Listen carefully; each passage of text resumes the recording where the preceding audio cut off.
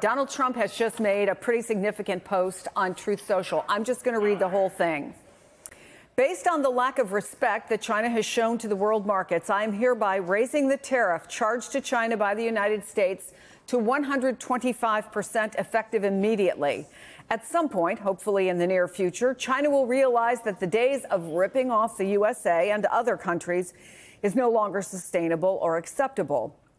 Conversely, and based on the fact that more than 75 countries have called representatives of the United States, including Departments of Commerce, Treasury, and the USTR, to negotiate a solution to the subjects being discussed relative to trade barriers, tariffs, currency manipulation, and non-monetary tariffs, that those countries have not, at my strong suggestion, retaliated in any way, shape, or form against the United States. Here's a key line.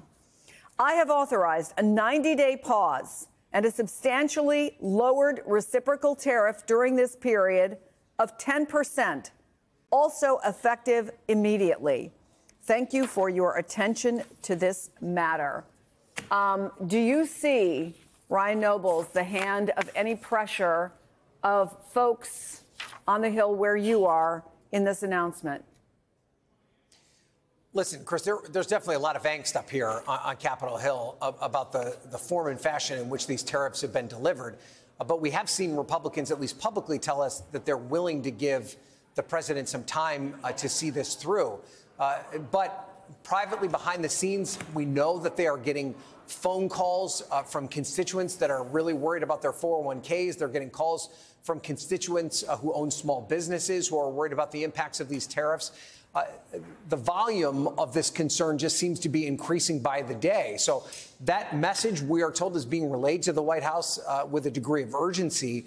And there was some expectation that this entire process was, had the opportunity to shift on a dime at any moment, which is, it appears it has in this regard. So, while Donald Trump has said that he was going to see this through long term, anything can change at any given moment. And as we see the markets reacting, I talked to one senator today who said that with as simple as a Truth Social post, Donald Trump could send the markets back into green territory. And that's exactly what we see happening here. That volatility, though, cuts both ways. And, we'll have to see how congressional Republicans feel about not having a very specific long-term strategy with an end game. That's what we continue to hear over and over from congressional Republicans. Mr. President, you have the ability and the right to see your economic vision forward, but you need to give us some guidance as to how you get to the end of this. How does this plane land? And a lot of the angst, I think, from congressional Republicans comes from that idea that they just seem to be shooting from the hip, and there's not a long-term strategy as to how to bring this all in to one specific strategy that is a long-term economic benefit to the United States, Chris. Ryan Nobles, thank you. And take a look at the Dow, at least starting to respond all the way coming up already. I want to bring back in Neil Irwin, chief economic correspondent for Axios, NBC senior White House correspondent Garrett Haake, and NBC senior business correspondent Christine Romans. Talk about what we're seeing on the Dow and talk about this announcement by the president. Well, that's a big move in the Dow. 6% in one move is a lot. We're back above 40,000. Remember, we were at 42,200 or so just a few days ago when this whole tariff tantrum started, when the president and the counterparties started firing back and forth each other.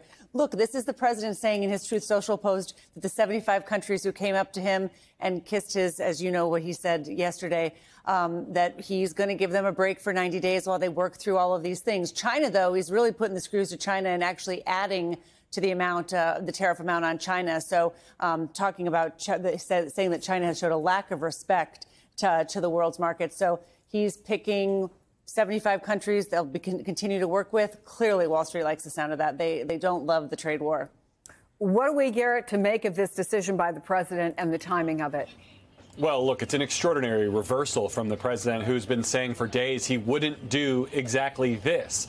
But he's been facing a ton of pressure from both the markets and from Republicans to target these tariffs in a more structured way, in a way that they can defend. And I think this will give those elected Republicans exactly what they asked for. I think there's much more appetite on the Hill, as Ryan was alluding to have a more direct trade confrontation with China, who Secretary Bessent was saying even this morning is the worst offender when it comes to unfair trade practices.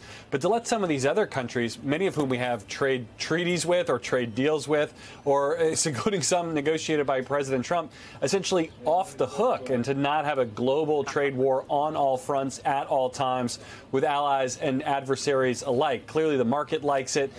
Congressional Republicans, even I think some congressional Democrats will probably applaud this. They see China as kind of a global trade cheater in some ways, too. So focusing more narrowly on that, I think, will be perceived as a victory. But the president, had been very clear that, he wasn't going to take this kind of step. Remember, the big picture reasoning for these tariffs is to reshore manufacturing from all over the globe, to essentially rebuild America's industrial base. I'm not sure that targeting just China and a 90-day pause will do that. And it certainly adds to the question of uncertainty that has roiled the markets and political leaders around the world. If the president has said for the last week that he wouldn't engage in a move quite like this, then he does so in the middle of the afternoon on a Wednesday, what will he do on Thursday or Friday or after the markets close, right? So a huge market move from a social media post. We do, by the way, think it's likely we will see and hear from the president in the next hour or so. He is on his schedule signing some executive orders this afternoon. He's also meeting with NASCAR champions, or racing car champions, I think not just NASCAR, a visual event that will be ripe for pun and analogy as we see the stock market really begin to take off here. But I think we'll hear from the president more fulsomely on the decision-making behind this move today, hopefully within the next hour. Again, while the markets are still open, something the investors may well enjoy as well.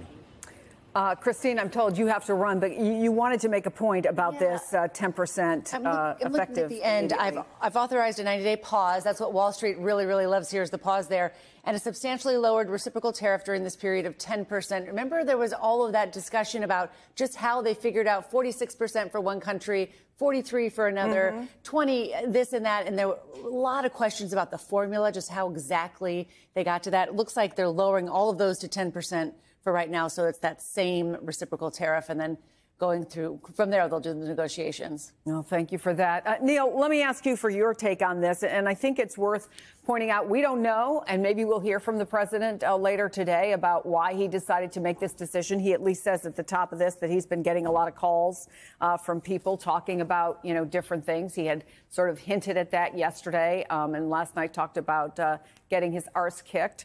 But also, the S&P 500 was nearing a bear market. There was all the political pressure. How do you view this statement from the president? Yeah, look, it's obviously a relief rally for markets. There's, a lot of relief if you're an importer who are looking at 46% from Vietnam or some of these numbers in the near future. That said, look, first of all, keeping the 10% baseline reciprocal tariff in place for the entire world, that's 4 times what the pre-January tariff level was on average. So that's still a very large tariff relative to modern U.S. experience. And 100 and whatever percent we're on now for China. Look, China is a major trade partner. We get a ton of imports from China, a ton of consumer goods. That's going to bite if that stays in place. And then you get to the negotiations. All right, so we're doing a 90-day pause to negotiate with these 50 or 75 countries that want to come to the table to make a deal.